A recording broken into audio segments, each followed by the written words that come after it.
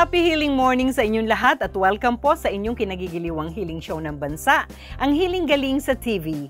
Ako po ang inyong lingkod sa kalusugan, si Dr. Edinel Calvario. Nasasamahan kayo upang maghatid ng mga kaalamang pangkalusugan sa natural na paraan ng gamutan, the Healing Galing Way. Marami po sa ating mga kababayan ang hindi naniniwala sa alternatibong gamutan, lalo na kung ang kanilang nakasanayan ay ang mga gamot sa butika, pagpapaospital at iba pang procedures sa Western medicine.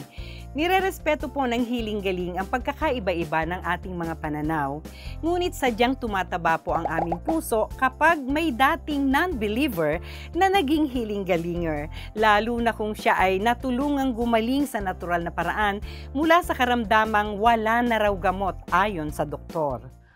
Ako po si Louis Fraiolo Figueroa, taga Quezon City. Isa po akong physical therapist by profession.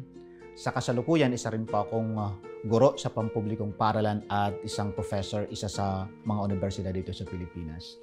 3 years ago, nakaramdam ako ng pananakit sa aking balakang, tapos dito sa puso ko. Sobrang sakit, di ko maintindihan kung anong gagawin ko. Ako'y uupo, tatayo, o lalakad kasi sobra talaga yung sakit. Nag-decide na yung asawa ko na pumunta kami ng ospital. I was thinking na isa siyang kidney stone. Kasi dati nagkaroon ako ng kidney stone. So, it's almost the same pain, it's almost the same condition, medical condition na naramdaman ko.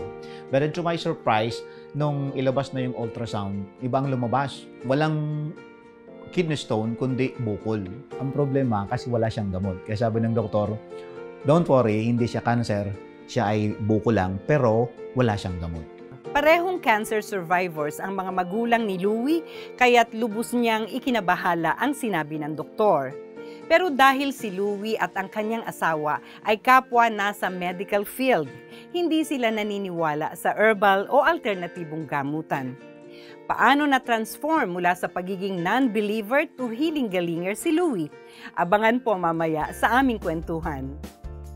Sa iba pang bahagi ng ating programa, magbibigay tayo ng ilang healing halaman na makakatulong sa pagpapalakas ng ating kidneys. Sa Healing Katanungan, mga tanong tungkol sa pagkakaroon ng kidney cysts ang ating sasagutin.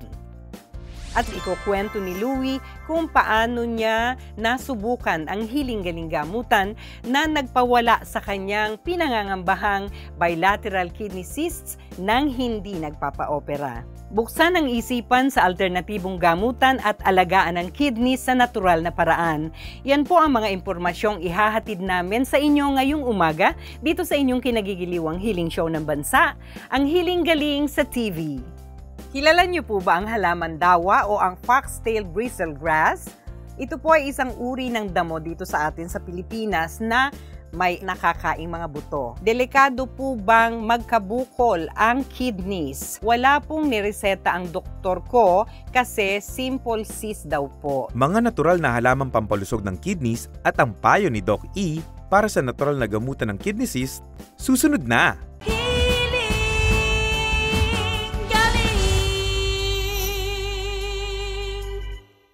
Pinapayo ni Dr. E ang paggamit ng Healing Galing Guava Soap at iba pang Healing Galing organic soaps, gaya ng aloe vera, avocado, banana, lemon, at seaweed.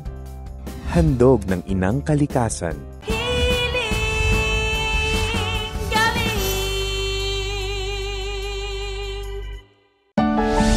Tuklasin ang mga pakinabang ng luntiang kalikasan. Healing Halaman.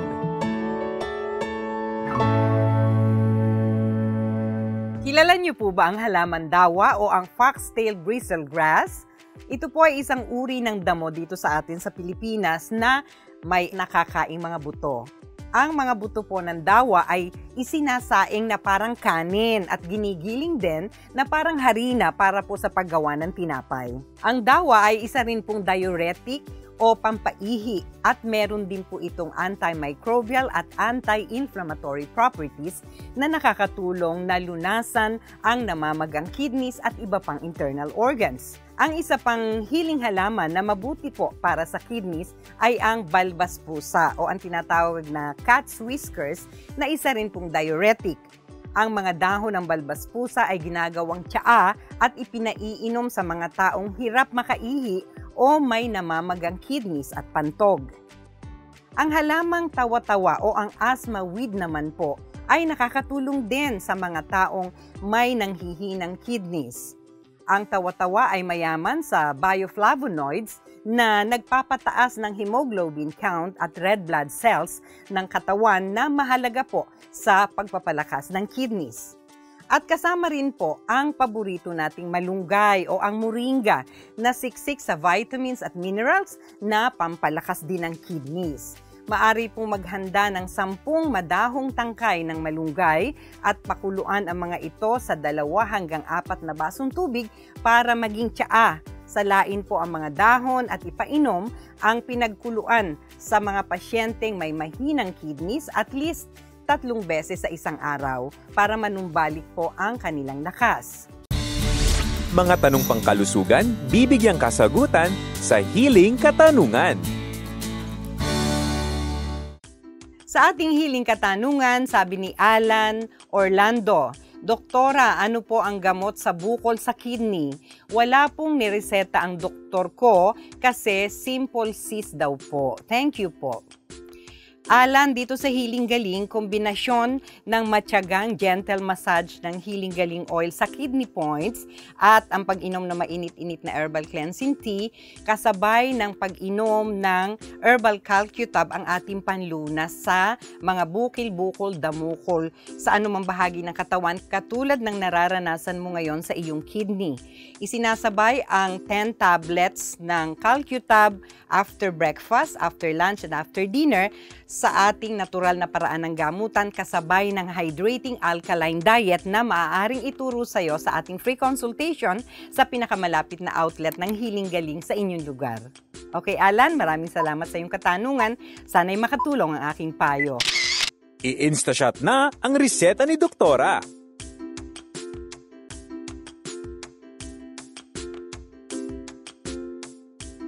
Si Liberty Camacho naman, sabi niya, good day po. Delikado po bang magkabukol ang kidneys? Siyempre, Liberty, walang anumang dapat na nakakasagabal sa function ng ating kidneys. Pareho yan, kaliwa at kanan man. Kaya dito sa Healing Galing, inaayos natin sa kombinasyon ng pag-inom ng herbal calcutab at gentle massage ng Healing Galing oil on a regular basis ang ating gamutan para sa anumang bukol na tumubo sa kidneys. Mamaya, wag niyong kalimutang manood, Liberty ha, sa huling bahagi ng ating programa, magandang kwentuhan tungkol sa lunas kung paano ang bukil-bukol damukol sa kidneys ay nalulunasan the Healing Galing way. Maraming salamat sa iyong katanungan. I-instashot na ang reseta ni Doktora.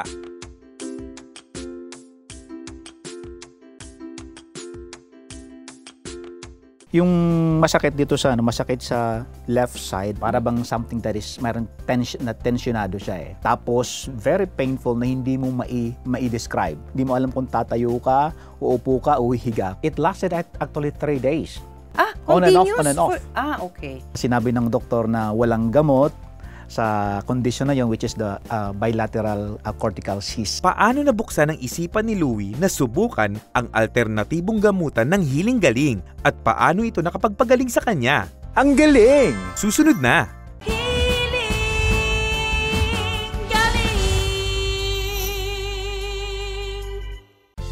Experience the gentle touch of holistic healing from chronic health conditions.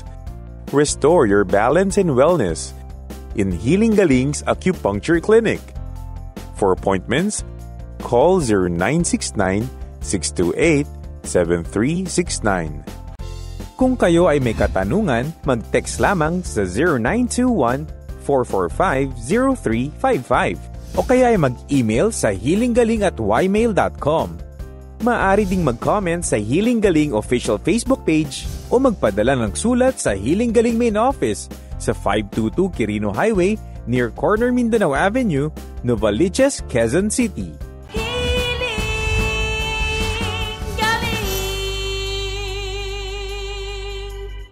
Bukod sa conventional o Western medicine na kinasanayan ng karamihan, may bahagi ng populasyon na mas pinipili ang paggamit ng mga alternatibong paraan.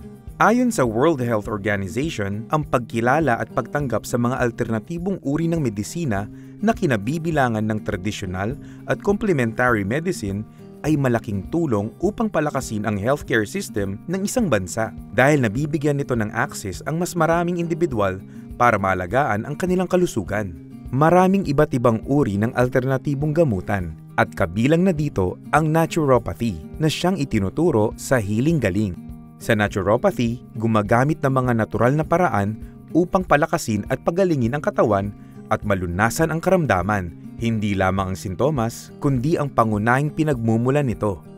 Sa healing galing way, ginagamit ang holistic approach o ang kombinasyon ng iba't ibang paraan upang maibalik sa tamang balanse ang katawan.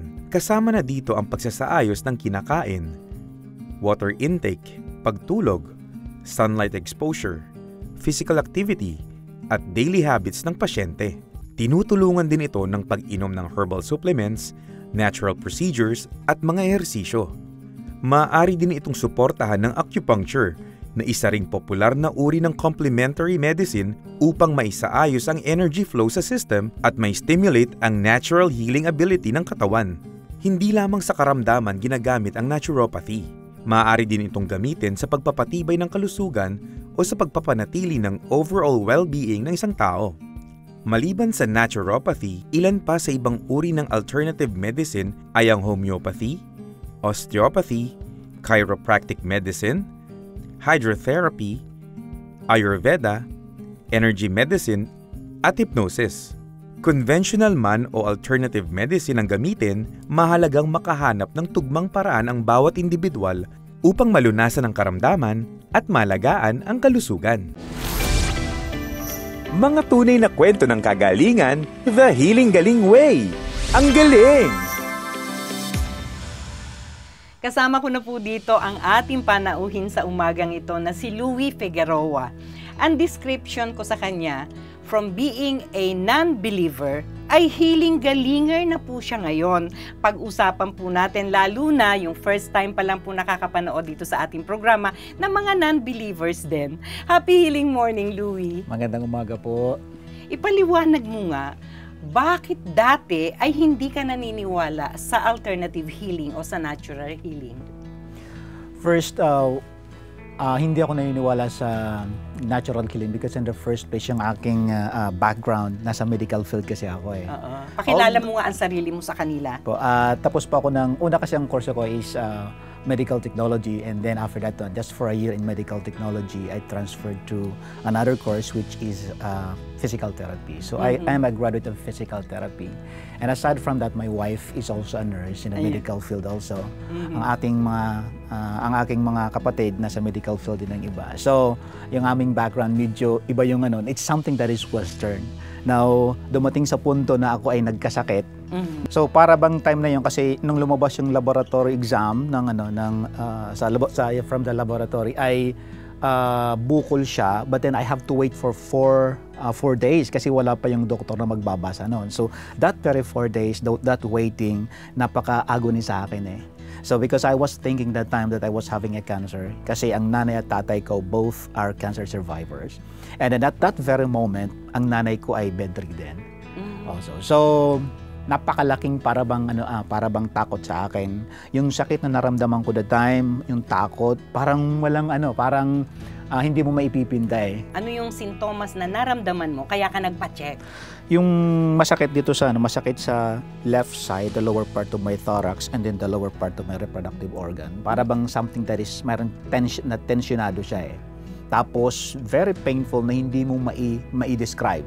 Hindi mo kayang tumayo, hindi mo alam kung tatayo ka, uupo ka, uhihiga ka eh. And kahit na sinong tawag, parang feeling ko that time, kahit na buong pamilya mo nandun na sa paligid mo, the best doctor, or kahit sino pa man, parang walang makakaunawa sa sakit at takot na nararamdaman mo, kundi ikaw lang. At ang Diyos na pinapaniwalaan. Gaano katagal tumatagal yung pain? It lasted actually 3 days. On and off. Okay. Kasi I have to take medicine Nag-ana ako ng tawag na for pain. And at the same time naglalagay ako ng mga hot pack. Mag-ano siya ng siguro ng mga let's say mga 1 hour or 2 hours, and after that one, babalik siya. ulit. So kaya nagano na ako, pumunta na ako ng doktor. So nakita ko ngayon na may bukol ako doon. And then sinabi ng doktor na walang gamot sa condition na yun, which is the bilateral cortical cyst. So sabi niya, walang gamot dyan, aantayin nating lumaki, and then after pag lumaki na siya, saka natin ooperahan, something like that one. Although sinabi niyang hindi siya cancerous, but then of course at the back of my mind, because coming from the training sa medical school, that the cyst is 5% leading to cancer. So at saka meron kaming lahi sa cancer. Kaya medyo mas grabe ang takot ko eh. Kwento mo yun mula dun sa paru-paro na pumasok sa bahay nyo. Ayo po. Malungkot ka nun. It made me frustrated. So ano nang gagawin ko dito? Walang gamot, ano? So doon ako nagkaroon ng idea na to browse something from the internet, from the Bible also. Oo. So I resorted into reading the Bible, and then from the Bible itself. Pero bago yun, dumating yung paru-parong yellow, at the very first time na nakakita ko ng paru-parong pumasok sa bahay na nagbigay. Habang kasagsagan ang depression mo, yes, na nararamdaman. Opo. Okay. So yellow, I was thinking of yellow. Parang hindi ko maintindihan bakit may pumasok na yellow na kulay na paru-paro na nagtagal dun sa bahay. Tapos dumapo siya sa dahon na green. So a combination of that yellow color of the butterfly and then green na dahon ng na tinapunan. So there must be something like para bang may connection ang yellow at saka yung green. Okay, so from that one, nagbrowse ako ng Bible, and then from the Old Testament nakita ko, nabasa ko doon, yun lang nabasa ko na akong si Yahweh ang yung dakilang manggagamot. And then from there, sabi ko, anong gagamot? So nagpop-up sa ko habang nagbabrowse ako ng internet, nakita ko doon isang kidney na punong-puno ng mga bukol. Na-imagine mo sa'yo yun. Oh, sabi ko, bakit parang may mga connection? Sabi ko, anong meron dito sa kidney na may bukol? Tapos dito mayroong mga tsaa na iniinom na pwedeng gamitin. And then from there also, while browsing, pop up na Healing Galing. First time mo nakita ang Healing Galing? The first time na nakita ang Healing Galing. Okay. Although naririnig ko na siya, pero the first time na na-browse ko siya, nag-pop up suddenly dun sa cellphone ko. And then sabi ko, ito lang naman ang main office sa Novaliches, and I'm also from Novaliches, and why not go there? So pumunta ako ng Novaliches, and I was very surprised nang dumating ako dun sa Healing Galing. It was again in front of me, yellow color. Okay, yung so, logo ng Healing Galing. Opo. Okay. Actually, kanina na-surprise ako, naka-yellow kanina eh. Oo. Andun, sinabitan ako ng stop kanina ng yellow, sabi ko, puro yellow na naman. Yellow na naman, sabi ko. Sabi ko, hindi ako pinana ng yellow na yan. So, anyway, nung pakatapos nun, na pumunta ako dito, nag-take ako ng siguro 1.5 months, nag-take ako ng medisina na yon. Herbal Calcutab. Sinubukan mo dito mismo sa main office sa main natin. Office. Okay. Herbal Calcutab, and then serpentina and other vitamins, something like that one. Kasi may pain ka, may B1, B6, B12 in-introduce sa'yo. Okay. So yun, and after that 1.5 months, lumiit siya. Nagpa-check ka ulit? Nagpa-check ulit ako sa nagpa-ultrasound ulit ako. Lumiit nga. Sabi ko, pwede ito, kaya pala. So because of that one, naging kampante ako eh. Kaya naman pala eh. So from 10 tablets, reduce ko siya into 5. After meals, 3 times a day, opo, kalahati binawas mo. Kalahati na lang eh. Ikaw ang naging doktor. Kasi kaya naman pala eh. Lumiliit naman pala eh. Okay. Lumiit na. Lumiit na siya. So dahil nga sa naging kampante ako, so binawasan ko yung dosage, ako naging doktor. Tapos in-advise ka din dito sa ating main office ng mga foods to avoid, yes, foods course. to take, alkaline hydrating diet, yes, bawal na ang ginataan. Como Bicolano ka, I love it. Opo, masarap talaga eh. Ang mama ko Bicolana din, talagang parang gatas sa bibig natin ang gata, di ba? So talagang very often nagluluto kayo ng ginataan. Every week. Every week? Right after ng work, so wala kang gagawin, so it's nice to cook. I have to go to the market and then buy ginataan. Ako magluluto. Ang mga Bicolano po talagang kasama sa pagiging urago nila yung masarap magluto. Ang mga cook namin dito ay Bicolano, mga Bicolano po.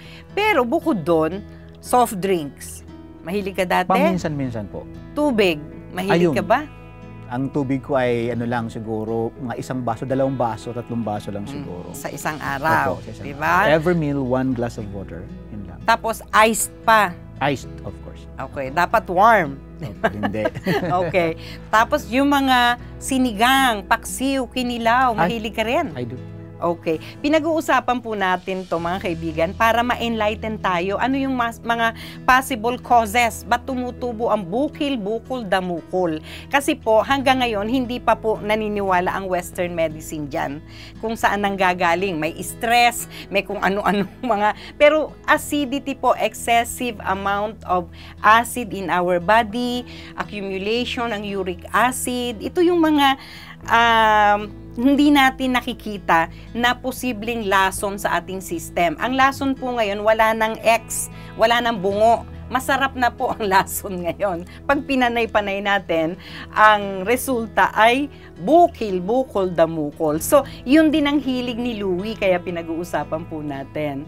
Tapos, napaliit na ng Herbal Calcutab, yung initial na purchase mo dito sa main office ng Healing Galing.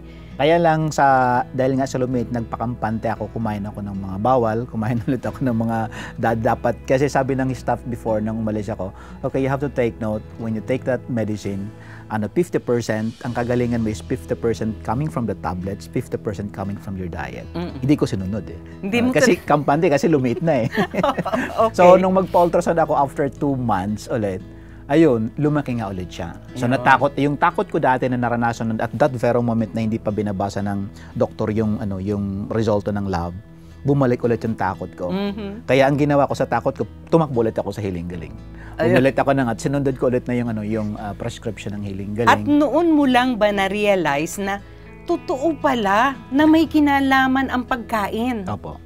So, pagbalik mo, lahat na, binili mo na. Opo. At itinama mo na yung 10 tablets. Yung ni-reduce mong 5 tablets, idinagdag mo ulit. Yes. 10 tablets 10 na tablets ng Herbal Calcutab after meals 3 times a day. Inuulit ko po yung binabanggit ni Louie kasi yung po ang tamang dose ng pag-inom ng herbal supplement. Mahina po kasi ang herbal. Kung mas mababa sa dose na kailangan ng katawan natin, hindi po tumatalab katulad ng nangyari kay Louie. 'Di ba? O yun. May lesson si Louie. Kaya, naging seryoso ka na nun. Ayun. Pati pagkain. Pati pagkain. Alright. Mahirap ba na magpigil ng pagkain ng paborito mo talaga? Talagang pipigilin mo yung sarili mo. Gaano kahirap yun? Sa una, mahirap kasi kinasinayan mo na yan eh. But then, yung desire mo na gumaling, kasi naisip ko palagi, yung takot at sakit na naramdaman ko ng momento na yun, yun na nagbibigay sa akin ng focus na, okay, gusto mong bumalik ka sa dati mong naramdaman, sige, kumain ka ng bawal. Siyempre, ayaw mo na eh. Tsaka malilit pang mga anak ko, kailangan kong magpatuloy. Marami pa akong dapat gawin sa mundo. So, kailangan kong maging masunurin sa gamutan. Ayan. Mabuti na lang, habang buhay may pag-asa at may take 2. May take 2. May take 2, 'di ba? Pero, yung second time around, talagang dapat susundin mo na kasi sayang din yung gastos. Opo. Sinasabi ko po yan sa mga pasyente, kung hindi nyo rin lang po masusunod yung tamang dose, wag na lang po, sayang ang pera. Pwede nyong gastusin sa iba, pero wag na po natin sayangin sa Healing Galing products kung hindi masusunod yung tamang dose. Kasi yung iba nagugulat, bakit naman sa ospital, 1 tablet lang okay na? Kasi po synthetic yun eh. So, ang mga herbal supplements ng Healing Galing, walang synthetic component. Kaya kailangan, para kang kumakain ng kanin. Na para mabusog ka, kung ilang kutsara yung makakabusog sa'yo, hindi pwedeng butil lang. 'Di ba? Okay.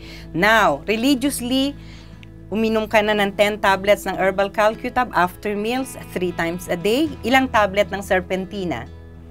6 pieces. Okay, 6 tablets after meals, 3 times a day din. Ang B vitamins, 100 milligrams. Okay, 100 milligrams ng B1, ng B6, ng B12. Magkakahiwalay po ang B vitamins natin dito sa Healing Galing para tama ang dose, hindi complex lang, no? Okay, gaano mo katagal ininom bago mo na find out na wala na yung cyst sa kidneys? Siguro kung nagpatingin po ako ng after like 1 month or 2 months, siguro nakita kong talagang totally dissolved na siya. But then I was thinking of, kailangan kong patagalin ito bago ako bumalik ng ultrasound. Because ang iniisip ko, kailangan pag bumalik ako doon, dapat at least, kahit minimal, lumit siya. So, ina-expect mo, meron pa din, meron pa. Pero liliit lang. Opo. So, it took me like 4 months para sa bago ako bumalik ng ultrasound. Kasi sabi ko, maybe within the 4 months, siguro okay na siguro. So, after 4 months, bumalik ko doon. But to my surprise, after that one, hindi siya minimal, kundi talagang totally dissolved siya. And then, medyo na nga ako doon na nagulat ako kasi yung I think the sonologist ba yung sa akin, nag-check, sabi sa akin, wala naman sabi ko, hindi, meron yan meron akong mga series of previous records sabi, wala naman, sino bang nagsabi sa yung mayroon kang bukol, wala naman. So para mas ma-affirm na talagang wala talaga, pinakita sa akin yung screen. Okay. Ayan, nakita mo walang bukol yan. Saan ka pumunta? Sabi sa akin, saan ka pumunta? Sa Hiling Galing Because how do you know? Sabi niya? Sabi, Calcutta ba ininom mo Sabi ko, paano mo nalaman? It's because sabi, marami ng pasyente pumunta dito sa amin at yun ang sinasabi, they came from Hiling Galing tapos nag-inom sila ng Calcutta. Kaya alam ko ang pinagdadaanan mo. Ayun. Ayan, sabi ko, I was very happy that time and then nagpapasalamat ako sa Diyos. Ano naman ang reaksyon ni Mrs. na isang magaling na nurse? Siyempre, bilang asawa, nandun yung suporta. Although, andun yung doubt ko na yung paniniwala ba bilang isang nasa medical profession. Hindi ko ma-convince yung sarili ko noong una na para maniwala na gagaling ba sa gamot na tinitake niya. Pero bilang asawa nga, andun yung suporta mo. Ako pa nga nagsabi sa kanya, sige, monitor natin. After 2.5 months, tingnan natin kung may pagbabago. Kasi parang gusto kong ring matest ba yung gamot kung meron nga ba talagang epekto. Na-surprise kami sa result na nagbago talaga yung size. And then yon tuloy ulit hanggang sa sabi namin, medyo patagalin natin. Hintayin natin ng 4 months. So after 4 months, ayun, nagpa-ultrasound siya. So pagdating sa bahay, pinabasa niya sa akin yung result. At nakita ko talaga doon nga na wala na talaga. So kumbaga sobrang na-amaze ako na hindi ko ma-express yung nararamdaman ko na kung paano ako napabilib doon sa gamot ng Hiling Galing. Pero nung makita niyang totally wala na talaga yun, so nakita mo sa kanyang mukha na she was affirming na I think I have to believe na yung alternative medicine merong katotohanan talaga. Ayan. Anong aral ang naisip mo na naranasan mo dito sa Hiling Galing gamutan natin? May lesson ba? May lesson learned ba? Siguro, the lesson learned, most probably yung una siguro is yung lifestyle siguro. Everything has something to do with, I think, with what we eat. Sa lahat nating intake, something that has something to do with that is intake sa atin. Yun ang may isang malaking porsyento dun kung bakit nagkakasakit ang tao. Sa intake natin, puro kasi ngayon chemical So lahat na lang instant, so kain ng kain. Tapos siguro yung kulang sa tulog, and then stress. So tapos pangalawa siguro yung the word busy, kasi ang tao ngayon is because this is the demand of globalization, the demand of the modern technology that you have to be busy for you to be able to to find for a living. Pero hindi pala dapat ganun kasi ang katawan natin hindi siya bato, hindi siya makina, kailangan niya magpahinga. So parang sinasabi ng ng katawan natin pag nagkakasakit, paminsan-minsan kailangan ng pahingahin ang sarili mo. Ang tugmang lunas po sa anumang karamdaman ay may hindi iisang paraan lamang. Gaya po ni Louie, sana ay maging bukas po ang ating isipan sa alternatibong gamutan at wag po tayong pumayag kapag sinabi sa atin na wala nang solusyon sa ating kondisyon. Ang kalusugan po ay yaman at dapat nating itong alagaan. Ang kailangan lamang po ay mahanap natin ang tugmang paraan sa Western medicine man o sa alternative medicine na makapagpapagaling sa atin. Tayo po ang may karapatang pumili para sa ating kalusugan. Sana po ay naibigan ninyo ang ating programa at natuto tayo sa karanasan ni Louie.